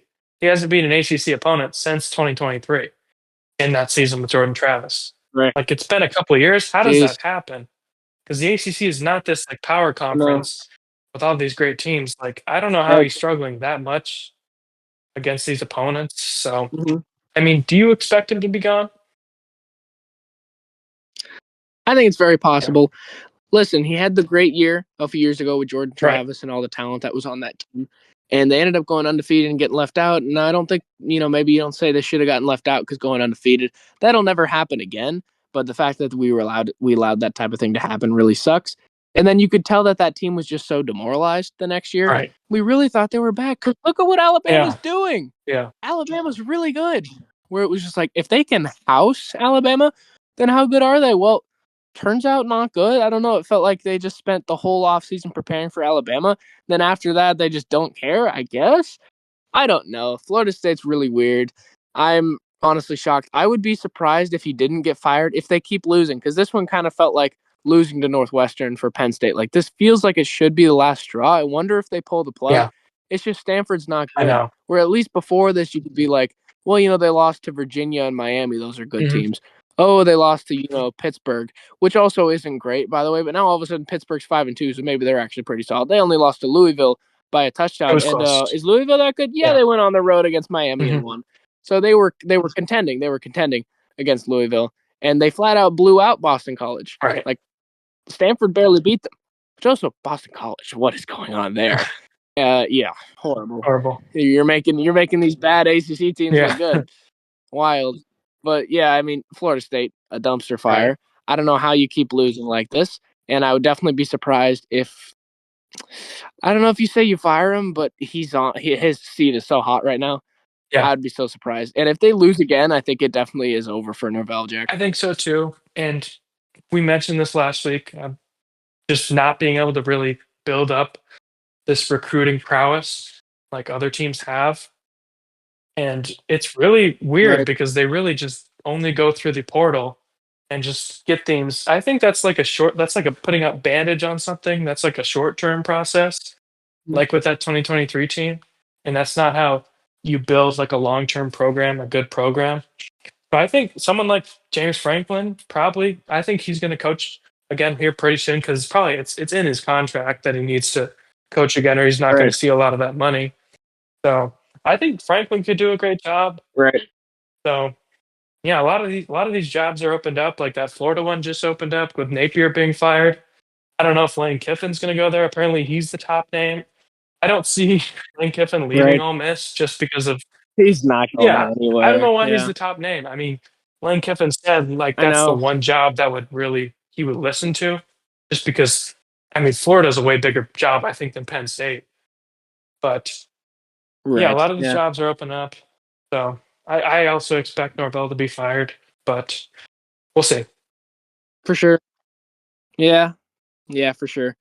And then as we kind of move on to the team that they dominated, in the recency bias award, which I mean, this is just the Alabama award at this point. I don't know how you give it to someone that's not Alabama. If you look at the last 2 weeks, no one's been as impressive. They beat Missouri and now they beat Tennessee. Both on the surface were kind of dominantly. Missouri ended up crawling back into that one, but felt like Alabama was really in control of that one. And then this one against Tennessee, they just dominated them. Honestly, if you don't look at week one, if you look at every other week besides that, you'd be crazy to say they're not the number one Right. team. That's what's so Yeah. funny about this. Like, Alabama's really good. And in terms of recency bias, they're no doubt one of the best teams, and they have to go number one on the recency bias award, Jack. I completely agree. And this seems like it's just Alabama's award now. We started last week, and just 4 straight weeks beating just great SEC teams. It's insane the run they've been on, Right. and just how good DeBoer really turned this team around just to beat these great Right. teams. And it's just so impressive how they've just been rolling right now. And I think they're the best team in the SEC right now, and a top 5 team for sure. Right, Jack, no doubt. And as we kind of get into our awards here, we also have best upset.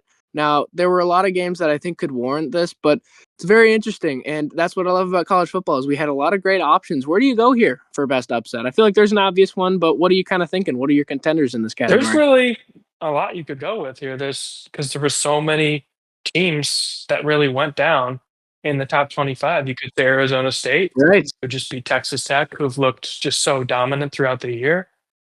You could say Vanderbilt, first time they've been Mhm. favored, but this is just such a big win for their program. You could say Louisville, who just beat the number 2 team in the country. Super impressive. I'm going to go UAB here. This might be controversial, but this Mm, team really is just awful. Their program is newer, right. and again, they've never been ranked, and they fired their coach to beat a team like Memphis, who is 6-0 and the favorite, maybe in projected to be in that CFP. I'm gonna go with the Blazers here. That might be a little weird, but there's a Yeah. lot you could go with. But I'm gonna go UAB.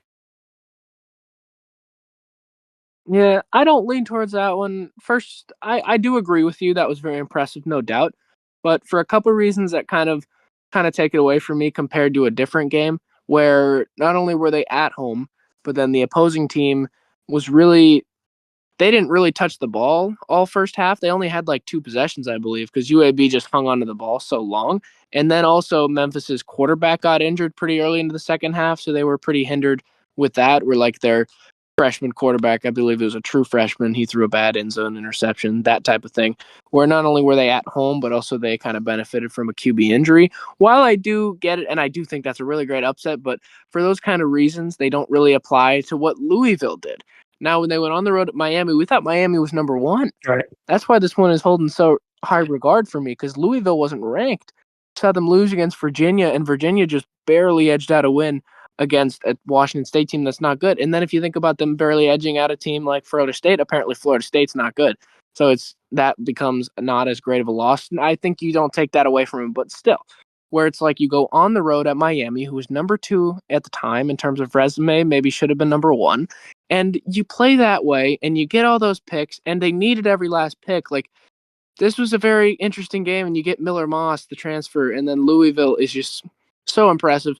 So I give it to Louisville here. I can definitely see why you give it to UAB, though. I think that's a good pick, Jack. Yeah, and I mentioned Louisville as one pick that I was maybe leaning towards here, but I lean more towards UAB just because Louisville, that Jeff Brom, that coach, is kind of known for kind of beating top 5 opponents, and they're still a great team. Their only loss is in Mm-hmm. overtime against a good Virginia team, and they're in the ACC. That is a conference game. So, and Friday games have been known to be trap games. So I know it was at home, and they kind of had possession for a while, and they kind of benefited for them being injured. But I mean, Memphis was favored by like 25 points. It was insane. UAB has been just awful. They're not a good program at all. And for that interim head coach just to have that win, just very impressive. So that's kind of why I went there. Mm-hmm. Yeah, I definitely see why you'd go there. I still lean towards Louisville because of the importance and just how high up Miami was and the fact that they weren't even ranked. And just because their coach is kind of known for doing this, I don't think that's kind of demeans it and makes it unimpressive. I think that even makes it more impressive that their coach is able to do this and also that they're consistently unranked and winning these types of games. And as we kind of mentioned earlier, what they did to Notre Dame a few years ago. So, yeah, I certainly see why you'd go there, but they were also home. Louisville had to go into Miami, which is a really tough place to play. And honestly, the way Miami has played this year up to this point, and with people that they've beat, you wouldn't expect them to fall so flat against a Louisville team that really took advantage of it. All right, now it's time to get into the teams that are the best of each number of losses. So we give a lot of respect to teams that maybe aren't doing that great. So we're going to have the 7-loss team, a 6-loss team, and then, of course, ending off with our undefeated. Now, when you look at 7-loss teams, all right, there's a few contenders now. There was only one contender last week. I feel like you got to give it to Oregon State here once again, the reigning 7-loss champion.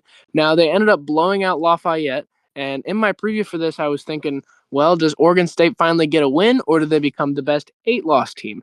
Now, they did get a win, and when you're comparing them with some of these other 7-loss teams, I think you do got to go Oregon State because they do have a win here, I Jack. agree. Oregon State takes it again for the second week in a row.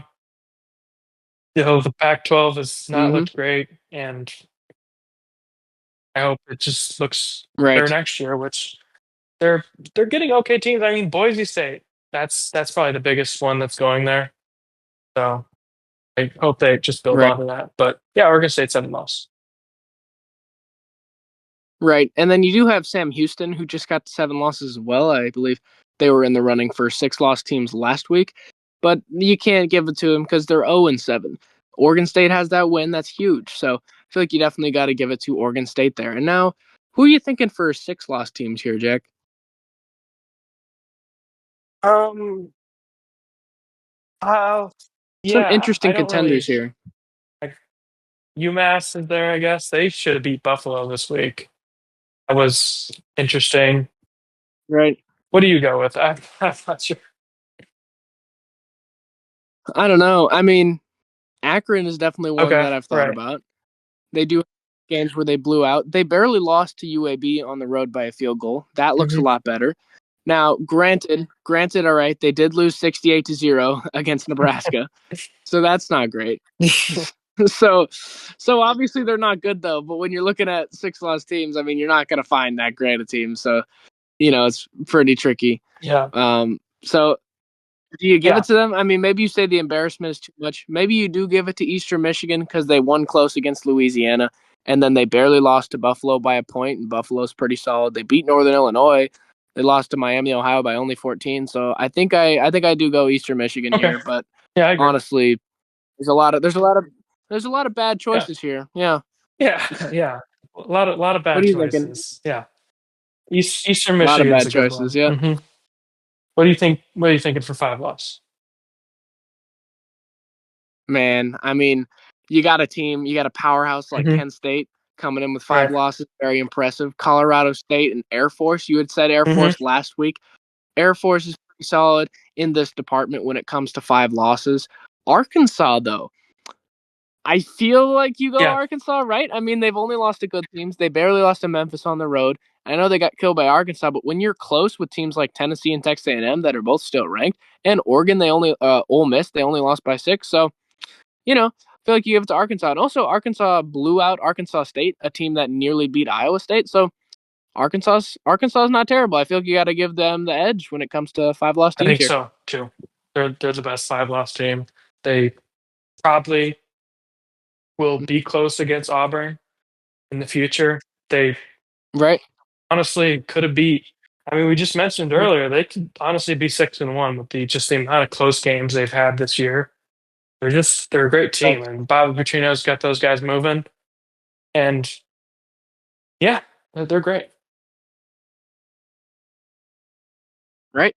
And then once again for 4 loss, I go UCLA Mhm. again. They're a completely different team with the new coach staff. They feel like a 3-0 team. They're completely reborn. I feel like you got to go UCLA for their 4 losses Agree. there, Jack. It's really impressive the way they turned this team around with Tim Skipper and Neuheisel as the play caller.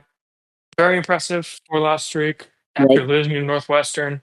They really turned it around against Penn State and then Michigan State and then recently with Maryland. Very good. And this next week against Indiana is going to be very interesting. I know it's Big Noon Saturday. This Right. is, I mean, the fact that this 0-4 team is going to be on Big Noon Saturday and against a very good Indiana team is Right. very weird. It's just very impressive, just the way they turned this team around. And I think if they just started with this staff, they could be maybe a 2 loss team or a 1 loss team. Right. Like this, if they just started out this team earlier in the season, this team could have maybe made a run Right. for the CFP. But I think it's too little, too late. I think they will get a bowl win, maybe a Right. bowl appearance. I mean, but that's still impressive after starting 0-4. So yeah,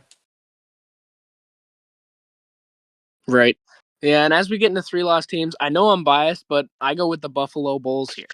Now, when you start looking at the Buffalo Bulls resume, if you listen to the Buzzsaw, you know that every week we go with Buffalo. And you see they lost by 13 on the road at Minnesota. That looks a lot better. Minnesota just blew out a ranked Nebraska team. They blew out St. Francis. They beat Kent State. They lost to Troy by 4, and then they lost to UConn by 3, which, by the way, UConn's really good. They're 5-2. They beat Eastern Michigan by 1 point in overtime. We said Eastern Michigan was the best of their respected loss counts. And then they just had that crazy improbable win over such a powerhouse in the 6-loss department in UMass. So Buffalo's pretty good. So I know it's biased, but I don't care. Give me the Buffalo Bulls for the best 3-loss team, Jack. What are you thinking? Yeah, a lot of bias there. But I'm going to go with Maryland. They 3 straight games that were very close. Yeah, Honestly, they shouldn't have lost to Washington. Just they were up by 20 or 17 going into the fourth quarter, and they really choked that lead. right. Definitely next week against Nebraska, they really choked that one, and recently against UCLA. Just not a good stretch for this team. I think it's a good team and could have been Right. ranked if they just knew how to finish games this late into the year. But yeah, I No think best doubt. 3 loss team goes to Maryland for me. Right. I was thinking you were going to say Mississippi State, actually. That's Mm-hmm. a good pick, though. Maryland. Yeah. Yeah, I don't know. And as we get further into the season, these sort of categories are starting to really fill up with teams. We're going to see more 7-loss teams because Oregon State was kind of in a league of their own there. And now they're starting to get competition from powerhouses like Sam Houston.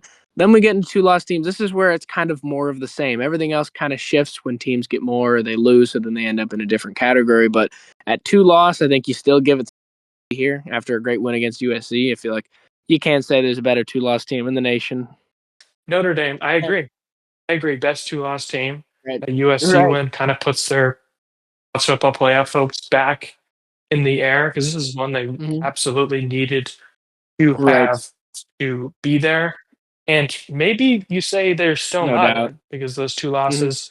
I think they will get a bid in there just because of how much the people loves Right. them so much already. I think the CFP will as well. Mm-hmm. And they always just get precedent Right. over other teams because they're independent. But they just look great, and they really don't have anyone else on the schedule Mm-hmm. except maybe Pittsburgh, you say, but they're not going to lose that. Navy, maybe they're not going to lose that. But Right. yeah, it seems great. Right. Right. Certain contenders, you can maybe say Yeah. Tennessee or LSU, but I don't think you can say any have been as impressive as Notre Dame. And especially when you take into account that this is a team that ran the table last year and beat top dogs like Georgia and Penn State to get to that game against Ohio State. And they're getting a lot of the same talent like Jeremiah Love, the incredible running back. The fact that this is a 2-loss team is crazy. So I feel like you got to say them. Then with 1-loss teams, I think it's pretty simple. Again, it's Alabama. I don't know how you say it's not Alabama at this point in the year, Jack. I mean, they've been dominant, and on this stretch, Yeah. they just continue to win. I don't understand how they continue to do it. Alabama's really good, Jack. They are. They just run the table against these tough SEC opponents, all ranked, by the way, these 4 straight games. You could say Right? Georgia is in the conversation, Vanderbilt in the conversation, Ole Miss, maybe Oregon, but it's got to be Alabama Right. here. Just how impressive they looked, especially recently against that Tennessee game where they really put it away early. You Right. got to say that. Yeah.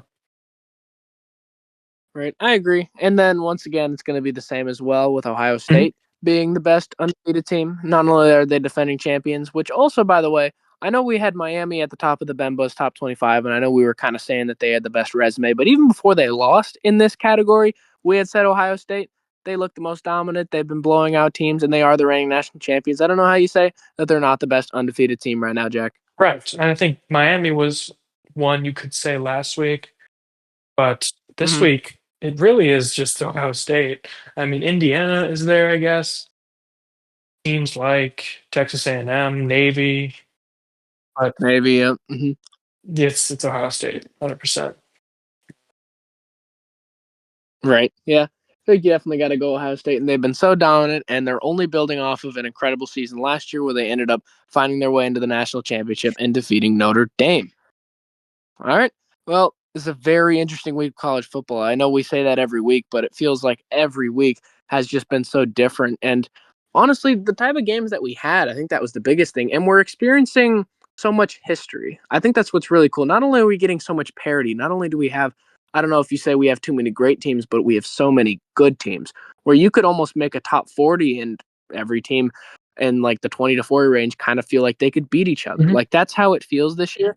And like we were saying, very historic. We talked about Vanderbilt, first time since 1947, being in the top 10. By the way, Indiana's number 2 in the country. They've never been number 2. Mm-hmm. Highest they were was number 4, where it's like, Right. we're making so much history this year. So it's really awesome. And like, that's why this year is so unprecedented because so many teams are where they shouldn't be. Like, Jack, Vanderbilt is at towards the top of the SEC. What? Like Indiana? Yeah. Those two have been laughing stocks for years in those conferences. And now all of a sudden with these turnarounds, Pavia's been really good. I mean, Signetti, the amount of work he's done in the last 2 years, like how did he rebuild that program so fast enough to go on the road and beat Oregon? I don't get it. College football is weird, Jack. I love it though. I mean, you're talking about a guy like Carson Beck who was in the Heisman race and he's facing a Louisville team at home and he has a terrible game and probably should have 5 interceptions. It feels like anything can happen. And just about like Kurt Signetti had said this on the Joel Klatt show and on the Pat McAfee show. I think he said it as well. He said, it feels like just about any team can beat just about any team any given Saturday. And it's kind of what we're seeing in the NFL as well, where it feels like just about anybody can beat anybody and everyone kind of has to be on their toes. We just saw University of Alabama Birmingham beat Memphis. It's the number 2 team in the country where it's like, you know what I mean? Yeah. I mean, college football is wild, It Jack. is. And it's really awesome, Jack. It is. And there was so many close games as opposed to like the NFL, a lot of Mm-hmm. blowouts in the NFL list this week. Right. And there was only like a couple of good ones. Even the primetime game kind of was lackluster with the Falcons and the Niners. Right. But this We still don't know who's good. We still right. don't. Yeah. Yeah. But yeah, I mean if you showed someone that this new AP poll that just came out, someone like that like a couple of years ago, they'd be like, "What?" Some like Indiana's top Right. 2, Georgia Tech's in the top 10, Vanderbilt's in the top 10. What's going on? BYU's at 11. Right. USF's in the top 20. Crazy. Crazy this year. Just insane. So much parity, so much. I mean, yeah, anyone can win anytime. And this year has just Right. been so great with all these upsets and matchups. Mm-hmm. And can't wait for that CFB ranking to come out so we really know like who's going to be in there, who's going to not be. Just can't wait for postseason college football, and there's still 4 or so weeks left in this season.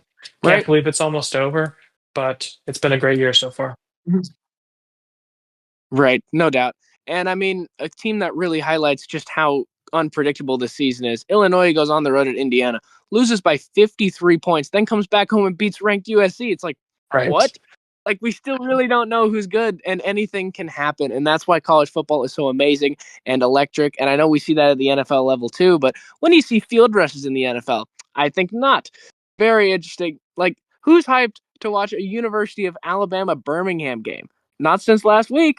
Like, it's really interesting. Like, I mean, that's no shade at them. It sounds like I'm talking down to them, but it's just like anything can happen and anyone can win. And it's just like college football is so amazing and field rushes are great. The upsets are great. The powerhouses, the ranked matchups. And hopefully we get more color rush matchups Mm-hmm. like we just saw with BYU. Yep. That's such a great visual. Was an amazing week of college football with some amazing conference rivalries. It's in the thick of conference season. We're in October. Oh my goodness, the thick of college football season. And we say it every week, but college football is here to stay. So many more weeks, all the way up until January. College football is here, and we're really excited as it continues to unfold. So really appreciate you joining the program, Jack. Yeah, 100%. Thanks for having me on. Of course. And we really do appreciate anyone that does tune in. Make sure to subscribe and like. We cover college football every week, and I'll make sure to get my predictions later in the week. And college football is so electric. It's so awesome. It really is. And every week doesn't feel like it disappoints, where even when certain windows just don't live up to the hype or certain games don't live up to the hype, or we were hoping ranked matchups or certain rivalries would perform better. But it's like, no matter what, college football continues to impress. And if we continue to have weeks like this, we're going to have a really, really awesome college football season, no doubt. And we already are, but college football is just so amazing. and I'm really excited to see how it continues to perform as these ranked teams continuously play each other. So college football is awesome, and we'll see how it ends up proceeding, as now we're getting closer to the playoff, Jack. We're Mm-hmm. getting real close. I mean, week 8, Mm-hmm. oh my goodness, it sucks. Yeah. A lot of the season's already gone, but still got a lot of great weeks and a few great months left of some college football fun. This is the Ben Buzz, starring Benny King, and thanks for tuning in.